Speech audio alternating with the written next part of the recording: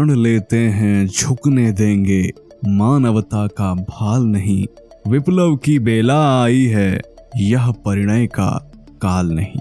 कुंडल कंगन त्याग देह को अब आयुध से सजने दो, वीणा बंसी बहुत बजा ली, समर शंख अब बजने दो।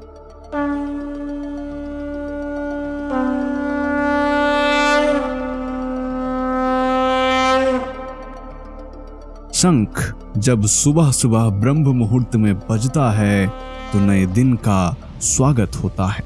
यही शंख जब संध्या के समय बजता है तो मंगल कारक होता है। शंख हुंकार है और ललकार भी। शंख युद्ध का आगाज है तो शांति का प्रस्ताव भी। यही शंख जब शुभ कार्य में बजता है तो चारों ओर हर्ष उत्पन्न करता है, और जब समर बीच बजता है तो योद्धाओं में नया उत्साह बढ़ता है। सनातन धर्म में शंख का बड़ा ही महत्व है। छोटी से छोटी पूजा से लेकर बड़े से बड़े मांगलिक अवसरों पर शंखनाद अवश्य किया जाता है। प्राचीन काल में युद्ध की शुरुआत और समाप्ति पर भी शंखनाद किया जाता था। हिंदू धर्म ग्रंथों के अनुसार समुद्र मंथन के समय 14 रत्नों में से एक शंख भी था। अब आप सोच रहे होंगे कि आखिर आज हम शंख का इतना महिमा मंडन क्यों कर रहे हैं। तो दोस्तों आपको बता दें कि अब पश्चिमी देश भी शंख को महत्व देने लगे हैं। शंख पर की गई रिसर्च भी सामने आई है, और तो और वैज्ञानिकों को 18,000 साल पुराना शंख मिला है। आखिर कैसा है यह शंख और कैसे बजता है, वैज्ञानिक रिसर्च में क्या पता चला है, जानने के लिए बने रहिए हमारे साथ वीडियो के अंत तक, और कमेंट में जय श्री हरि जरूर लिखें। नमस्कार, एक बार फिर से आप सभी का स्वागत है दी साइंटिफिक हिंदू पर। चैनल पर नए हैं, चैनल को सब्सक्राइब जरूर करें। मैं हूं आपके साथ आपका दोस्त धीरेन्द्र। दोस्तों आमतौर पर शंख 2 प्रकार के होते हैं, दक्षिणावर्ती और वामावर्ती।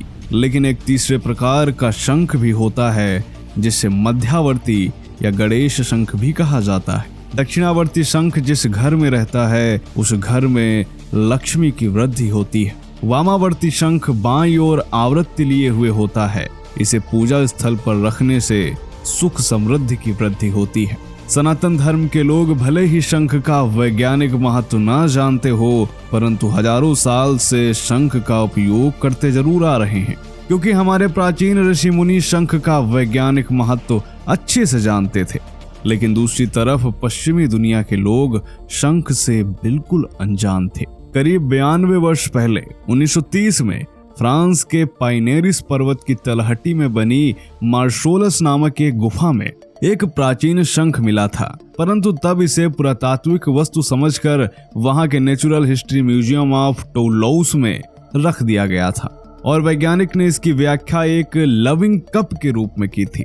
दोस्तों यहाँ बता दें कि लविंग कप मतलब वह बर्तन जिसमें खास अवसरों पर पेय पदार्थ डालकर पिया जाता है। यानी तब के वैज्ञानिकों ने इस प्राचीन शंख को पेय पदार्थ पीने वाला एक बर्तन समझा था। 90 सालों तक यह शंख यथावत म्यूजियम में रखा रहा, परंतु हाल ही में एक वैज्ञानिक का ध्यान शंख की ओर गया तो इसके बारे में जानने की जिज्ञासा बढ़ी। इसके बाद शंख को म्यूजियम से निकाला गया और इसकी कार्बन डेटिंग जांच की गई, और इस जांच में जो रिपोर्ट आई उससे सभी लोग दंग रह गए। दोस्तों कार्बन डेटिंग जांच में पता चला कि यह शंख 18,000 साल पुराना है, और यह कोई लविंग कप नहीं है, बल्कि यह एक वाद्य यंत्र है जिसका उपयोग प्राचीन काल में खास अवसरों पर किया जाता था। दोस्तों वैज्ञानिकों ने इसे बजाकर इसकी ध्वनि भी रिकॉर्ड की है, तो दोस्तों आप भी सुनिए वह ध्वनि।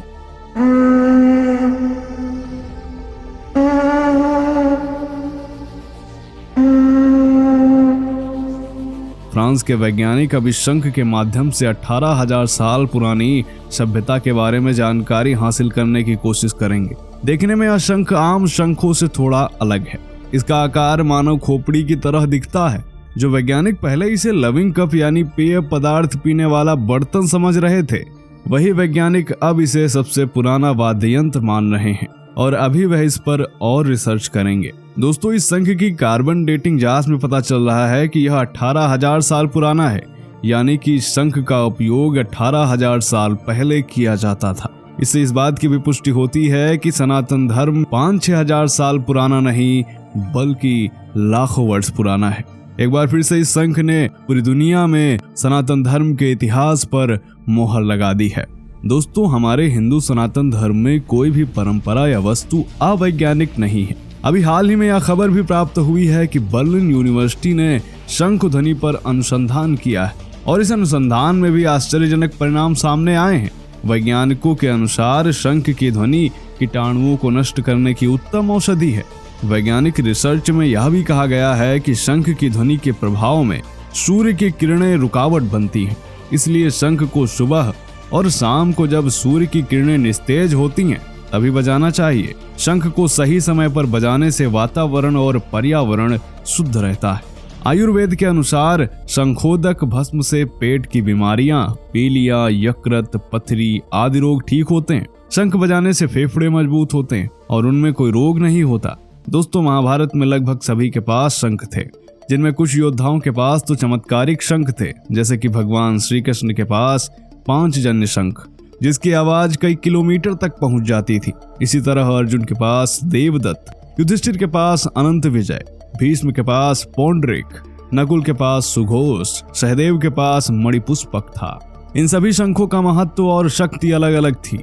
महाभारत युद्ध में शंख का उपयोग युद्धारंभ की घोषणा और उत्साहवर्धन के लिए किया गया था। अथर्ववेद के अनुसार शंख से राक्षसों का नाश होता है। शायद इसीलिए आजकल बहुत से लोगों को शंख की ध्वनि से प्रॉब्लम है। तो दोस्तों, यह जानकारी आपको कैसी लगी कमेंट करके जरूर बताएं। मिलते हैं आपसे अगले वीडियो में, तब तक के लिए जय हिंद, जय भारत, वंदे मातरम।